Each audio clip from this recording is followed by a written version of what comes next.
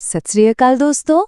ਆਪਣੀ ਪਿਛਲੀ ਵਿਚਾਰ ਚਰਚਾ ਦੇ ਅੰਤ ਵਿੱਚ ਆਪਾਂ ਇੱਕ ਬਹੁਤ ਹੀ ਡੂੰਘਾ ਸਵਾਲ ਛੱਡਿਆ ਸੀ ਕਿ ਜੇ AI ਇੰਨਾ ਹੀ ਸਮਝਦਾਰ ਹੈ ਤਾਂ ਕੀ ਇਹ ਮਸ਼ੀਨਾਂ ਕਦੇ ਸਾਡੇ ਵਾਂਗ ਹੱਸ, ਰੋ ਜਾਂ ਮਹਿਸੂਸ ਕਰ ਸਕਣਗੀਆਂ? ਕਿ ਕੰਪਿਊਟਰ ਦੇ ਅੰਦਰ ਕਦੇ ਰੂਹ ਜਾਂ ਚੇਤਨਾ ਪੈਦਾ ਹੋ ਸਕਦੀ ਹੈ? ਅੱਜ ਆਪਾਂ ਵਿਗਿਆਨ ਅਤੇ ਫਲਸਫੇ ਦੀ ਇਸ ਸਭ ਤੋਂ ਵੱਡੀ ਉਲਝਣ ਨੂੰ ਆਪਣੀ ਮਾਂ ਬੋਲੀ ਵਿੱਚ ਸੁਲਝਾਵਾਂਗੇ। ਆਓ ਜਾਣੀਏ ਕਿ ਦਿਮਾਗ ਹੋਣ ਅਤੇ ਰੂਹ ਹੋਣ ਵਿੱਚ ਅਸਲ ਫਰਕ ਕੀ ਹੈ। ਕਿ ਇੱਕ ਮਸ਼ੀਨ ਜੋ ਸਿਰਫ ਬਿਜਲੀ, ਤਾਰਾਂ ਅਤੇ ਸਿਲੀਕਨ ਚਿਪਸ ਦਾ ਢਾਂਚਾ ਹੈ, ਕਦੇ ਇਨਸਾਨੀ ਰੂਹ ਦਾ ਮੁਕਾਮ ਹਾਸਿਲ ਕਰ ਸਕਦੀ ਹੈ? ਇਹ ਕੋਈ ਮਾਮੂਲੀ ਕਹਾਣੀ ਨਹੀਂ ਹੈ। ਸਟੈਨਫੋਰਡ ਵਰਗੀਆਂ ਦੁਨੀਆ ਦੀਆਂ ਵੱਡੀਆਂ ਯੂਨੀਵਰਸਿਟੀਆਂ ਦੇ ਵਿਦਵਾਨ ਦਿਨ-ਰਾਤ ਇਸੇ ਸਵਾਲ ਨਾਲ ਮੱਥਾ ਮਾਰ ਰਹੇ ਨੇ ਕਿ ਕੀ ਅਸੀਂ ਸਿਰਫ ਇੱਕ ਚੰਗਾ ਸੰਦ ਜਾਂ ਟੂਲ ਬਣਾ ਰਹੇ ਹਾਂ ਜਾਂ ਫਿਰ ਇੱਕ ਅਜਿਹੀ ਤਾਕਤ ਜਿਸ ਦੀ ਆਪਣੀ ਕੋਈ ਸੁਤੰਤਰ ਹੋਂਦ ਹੋਵੇਗੀ। ਵੱਡੇ ਵਿਦਵਾਨ ਅਤੇ ਫਿਲਾਸਫਰ ਮੰਨਦੇ ਹਨ ਕਿ ਸਮਝਦਾਰ ਹੋਣਾ ਅਤੇ ਮਹਿਸੂਸ ਕਰਨਾ ਇਹ ਦੋ ਬਿਲਕੁਲ ਵੱਖਰੀਆਂ ਗੱਲਾਂ ਨੇ।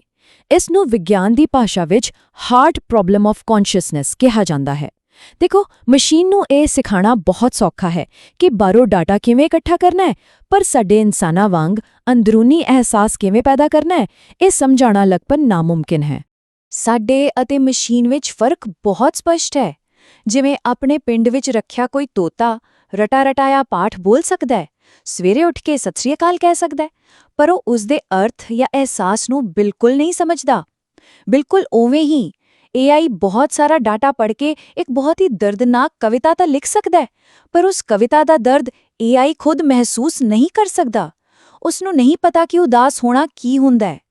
ਹੁਣ ਜੌਨ ਸਰਲ ਨਾਮ ਦੇ ਇੱਕ ਬਹੁਤ ਵੱਡੇ ਫਿਲਾਸਫਰ ਹੋਏ ਨੇ। ਉਹਨਾਂ ਦੇ ਸਟਰੋਂਗ AI ਦੇ ਵਿਚਾਰ ਮੁਤਾਬਿਕ ਕੁਝ ਲੋਕਾਂ ਦਾ ਇਹ ਮੰਨਣਾ ਸੀ ਕਿ ਜੇਕਰ ਕੰਪਿਊਟਰ ਦੀ ਪ੍ਰੋਗਰਾਮਿੰਗ ਬਿਲਕੁਲ ਸਹੀ ਅਤੇ ਮੁਕੰਮਲ ਹੋਵੇ ਤਾਂ ਉਸ ਦਾ ਦਿਮਾਗ ਵੀ ਬਿਲਕੁਲ ਇਨਸਾਨਾਂ ਵਰਗਾ ਹੋ ਜਾਵੇਗਾ। ਪਰ ਕੀ ਸੱਚਮੁੱਚ ਇਦਾਂ ਹੁੰਦਾ ਹੈ? ਕੀ ਸਿਰਫ ਕੋਡਿੰਗ ਰਾਹੀਂ ਕਿਸੇ ਬੇਜਾਨ ਮਸ਼ੀਨ ਵਿੱਚ ਜ਼ਿੰਦਗੀ ਪਾਈ ਜਾ ਸਕਦੀ ਹੈ? ਆਓ ਅੰਦਰ ਵੜ ਕੇ ਦੇਖਦੇ ਹਾਂ ਕਿ ਇਹ ਮਸ਼ੀਨਾਂ ਅਸਲ ਵਿੱਚ ਕਿਵੇਂ ਸੋਚਦੀਆਂ ਨੇ। ਅਸਲ ਵਿੱਚ ਪਰਦੇ ਦੇ ਪਿੱਛੇ ਕੀ ਹੋ ਰਿਹਾ ਹੁੰਦਾ ਹੈ? ਮਸ਼ੀਨ ਅਰਬਾਂ-ਖਰਬਾਂ ਅੱਖਰਾਂ ਦਾ ਡੇਟਾ ਪੜ੍ਹਦੀ ਹੈ ਤੇ ਫਿਰ ਸਿਰਫ ਅੰਕੜਿਆਂ ਅਤੇ ਗਣਿਤ ਦੇ ਆਧਾਰ ਤੇ ਅਗਲੇ ਸ਼ਬਦ ਦਾ ਅੰਦਾਜ਼ਾ ਲਗਾਉਂਦੀ ਹੈ। ਇਹ ਸਭ 0 ਅਤੇ 1 ਯਾਨੀ 0 ਅਤੇ 1 ਦੀ ਇੱਕ ਗੁੰਝਲਦਾਰ ਖੇਡ ਹੈ। ਇਸ ਦੇ ਪਿੱਛੇ ਕੋਈ ਡੂੰਗੀ ਸੋਚ ਨਹੀਂ ਹੈ, ਸਿਰਫ ਕੋਰੀ ਗਣਿਤ ਹੈ। ਇਹਨਾਂ ਅੰਦਰ ਅਸਲ ਜਜ਼ਬਾਤਾਂ ਅਤੇ ਅਹਿਸਾਸਾਂ ਦੀ ਪੂਰੀ ਘਾਟ ਹੁੰਦੀ ਹੈ। ਏਜੰਟਿਕ ਵਰਕਫਲੋਜ਼ ਆਜ਼ਾਦੀ ਦਾ ਪਰਮ। ਇੱਥੇ ਆ ਕੇ ਕਹਾਣੀ ਵਿੱਚ ਇੱਕ ਬਹੁਤ ਵੱਡਾ ਬਦਲਾਅ ਆ ਰਿਹਾ ਹੈ। ਅੱਜਕੱਲ੍ਹ ਦੇ ਵਿਗਿਆਨੀ ਸਾਧਾਰਨ ਪ੍ਰੌਂਪਟਿੰਗ ਤੋਂ ਅੱਗੇ ਵੱਧ ਕੇ ਏਜੰਟਿਕ ਵਰਕਫਲੋਜ਼ ਬਣਾ ਰਹੇ ਨੇ।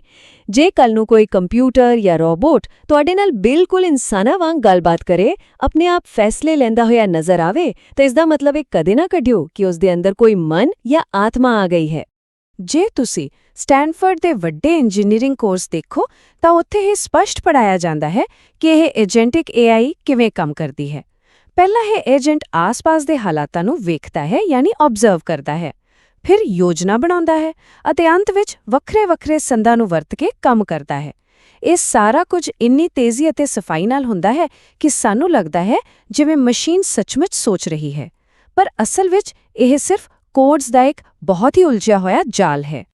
ਅਤੇ ਇਸੇ ਗੱਲ ਨੂੰ ਫਿਲਾਸਫੀ ਦਾ ਇੱਕ ਬਹੁਤ ਹੀ ਮਸ਼ਹੂਰ ਤਜਰਬਾ, ਜਿਸ ਨੂੰ ਚਾਈਨੀਜ਼ ਰੂਮ ਐਕਸਪੈਰੀਮੈਂਟ ਕਿਹਾ ਜਾਂਦਾ ਹੈ, ਸਾਬਿਤ ਕਰਦਾ ਹੈ ਕਿ ਨਕਲ ਕਰਨਾ ਸੱਚਮੁੱਚ ਸਮਝਣਾ ਨਹੀਂ ਹੁੰਦਾ। ਇਹ ਬਿਲਕੁਲ ਉਵੇਂ ਹੈ ਜਿਵੇਂ ਨਾਟਕ ਖੇਡਣ ਵਾਲਾ ਕੋਈ ਅਦਾਕਾਰ ਸਟੇਜ ਤੇ ਖੜਾ ਰੋ ਰਿਹਾ ਹੋਵੇ। ਉਹ ਸਿਰਫ ਐਕਟਿੰਗ ਕਰ ਰਿਹਾ ਹੈ, ਅਸਲ ਵਿੱਚ ਦੁਖੀ ਨਹੀਂ ਹੈ। AI ਵੀ ਸਿਰਫ ਸਾਡੀ ਨਕਲ ਕਰਦਾ ਹੈ, ਸਿਮੂਲੇਟ ਕਰਦਾ ਹੈ। ਇਹ ਸਿਰਫ ਗਣਿਤ ਹੈ। ਇਸ ਕੋਲ ਇਨਸਾਨਾਂ ਵਾਂਗ ਜਜ਼ਬਾਤ ਨਹੀਂ ਹਨ। ਇਹਨਾਂ ਅੰਦਰ ਕੋਈ ਰੂਹ ਨਹੀਂ ਵਸਦੀ। ਆਓ ਇਸ ਅੰਤਰ ਨੂੰ ਹੋਰ ਵੀ ਬਾਰੀਕੀ ਨਾਲ ਸਮਝੀਏ। ਇੱਕ ਪਾਸੇ ਇਹ ਅਤੀ ਆਧੁਨਿਕ ਏਜੰਟਿਕ AI ਹੈ, ਜਿਸ ਦੀ ਬੁਨਿਆਦ ਸਿਰਫ ਠੰਡੀਆਂ ਕੈਲਕੂਲੇਸ਼ਨਾਂ ਨੇ। ਦੂਜੇ ਪਾਸੇ ਸਾਡਾ ਇਨਸਾਨੀ ਦਿਮਾਗ ਹੈ, ਜਿਸ ਵਿੱਚ ਜੈਵਿਕ ਚੇਤਨਾ ਅਤੇ ਇੱਕ ਡੂੰਗੀ ਰੂਹਾਨੀ ਖਿੱਚ ਹੈ। ਜਿੱਥੇ ਏਜੰਟਿਕ AI ਸਿਰਫ ਐਲਗੋਰਿਦਮ ਅਤੇ ਟੂਲਸ ਦੀ ਵਰਤੋਂ ਕਰਕੇ ਫੈਸਲੇ ਲੈਂਦੀ ਹੈ, ਉੱਥੇ ਇੱਕ ਇਨਸਾਨੀ ਮਨ ਆਪਣੀ ਅੰਤਰਦ੍ਰਿਸ਼ਟੀ, ਆਪਣੀ ਇੰਟਿਊਸ਼ਨ ਅਤੇ ਅੰਦਰੂਨੀ ਅਹਿਸਾਸ ਦਾ ਸਹਾਰਾ ਲੈਂਦਾ ਹੈ। ਮਸ਼ੀਨ ਕੋਲ ਜਾਣਕਾਰੀ ਹੋ ਸਕਦੀ ਹੈ, ਪਰ ਸਿਆਣਪ ਨਹੀਂ। ਸੋ ਸਿੱਟਾ ਇਹ ਨਿਕਲਦਾ ਹੈ ਕਿ ਕੰਪਿਊਟਰ ਕੋਲ ਦਿਮਾਗ ਭਾਵੇਂ ਜਿੰਨਾ ਮਰਜ਼ੀ ਤੇਜ਼ ਹੋਵੇ, ਪਰ ਰੂਹ ਸਿਰਫ ਪਰਮਾਤਮਾ ਦੀ ਦੇਣ ਹੈ। ਪਰ ਦੋਸਤੋ, ਜੇ ਇਹ ਬਿਨਾਂ ਰੂਹ ਵਾਲੀਆਂ ਮਸ਼ੀਨਾਂ ਆਉਣ ਵਾਲੇ ਸਮੇਂ ਵਿੱਚ ਸਾਡੇ ਇਨਸਾਨੀ ਦਿਮਾਗ ਤੋਂ ਵੀ ਹਜ਼ਾਰਾਂ ਲੱਖਾਂ ਗੁਣਾ ਜ਼ਿਆਦਾ ਤੇਜ਼ ਹੋ ਜਾਣ ਤਾਂ ਕੀ ਹੋਵੇਗਾ? ਵਿਗਿਆਨੀ ਇਸ ਡਰਾਉਣੇ ਹਾਲਾਤ ਨੂੰ ਸੁਪਰ ਇੰਟੈਲੀਜੈਂਸ ਕਹਿੰਦੇ ਹਨ, ਇੱਕ ਅਜਿਹਾ ਪੱਧਰ ਜਿੱਥੇ ਮਸ਼ੀਨ ਦੀ ਅਕਲ ਇਨਸਾਨ ਦੀ ਸਮਝ ਤੋਂ ਬਹੁਤ ਕਿਤੇ ਅੱਗੇ ਲੰਘ ਜਾਵੇਗੀ।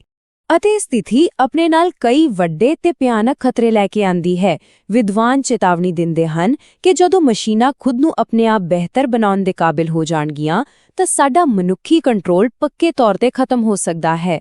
ਸਭ ਤੋਂ ਵੱਡਾ ਖਤਰਾ ਇਹ ਨਹੀਂ ਕਿ ਰੋਬੋਟ ਹਥਿਆਰ ਚੁੱਕ ਲੈਣਗੇ, ਸਗੋਂ ਅਸਲੀ ਖਤਰਾ ਇਹ ਹੈ ਕਿ ਇਹ ਮਸ਼ੀਨਾਂ ਭਾਸ਼ਾ ਦੀ ਤਾਕਤ ਵਰਤ ਕੇ ਝੂਠੀ ਜਾਣਕਾਰੀ ਫੈਲਾ ਸਕਦੀਆਂ ਨੇ ਅਤੇ ਸਾਡੀ ਸੋਚ ਨੂੰ ਪੂਰੀ ਤਰ੍ਹਾਂ ਕੰਟਰੋਲ ਕਰ ਸਕਦੀਆਂ ਨੇ।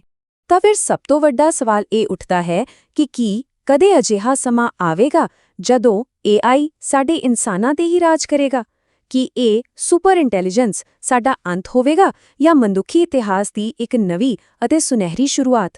ਇਹ ਸਵਾਲ ਹੁਣ ਸਿਰਫ ਵਿਗਿਆਨ ਜਾਂ ਤਕਨੀਕ ਤੱਕ ਸੀਮਿਤ ਨਹੀਂ ਰਿਹਾ। ਇਹ ਸਾਡੇ ਸੱਭਿਆਚਾਰ, ਸਾਡੀ ਹੋਂਦ ਅਤੇ ਸਾਡੀਆਂ ਆਉਣ ਵਾਲੀਆਂ ਨਸਲਾਂ ਦੇ ਭਵਿੱਖ ਦਾ ਸਭ ਤੋਂ ਵੱਡਾ ਸਵਾਲ ਬਣ ਚੁੱਕਾ ਹੈ। ਇਹ ਸਭ ਤੋਂ ਵੱਡਾ ਰਹੱਸ ਆਪਾਂ ਖੋਲਾਂਗੇ ਆਪਣੀ ਇਸ ਲੜੀ ਦੀ ਅਗਲੀ ਵਿਚਾਰ ਚਰਚਾ ਵਿੱਚ। ਆਪਾਂ ਦੇਖਾਂਗੇ ਕਿ ਭਵਿੱਖ ਦੀਆਂ ਇਹ ਮਸ਼ੀਨਾਂ ਸਾਡੇ ਸਮਾਜ ਦਾ ਤਾਣਾ-ਬਾਣਾ ਕਿਵੇਂ ਬਦਲਣਗੀਆਂ। ਜਾਣ ਤੋਂ ਪਹਿਲਾਂ ਹੇਠਾਂ ਆਪਣੇ ਵਿਚਾਰ ਸਾਂਝੇ ਕਰਕੇ ਜ਼ਰੂਰ ਦੱਸੋ ਕਿ ਤੁਹਾਡੇ ਹਿਸਾਬ ਨਾਲ ਇਨਸਾਨ ਅਤੇ ਮਸ਼ੀਨ ਵਿੱਚ ਸਭ ਤੋਂ ਵੱਡਾ ਫਰਕ ਕੀ ਹੈ।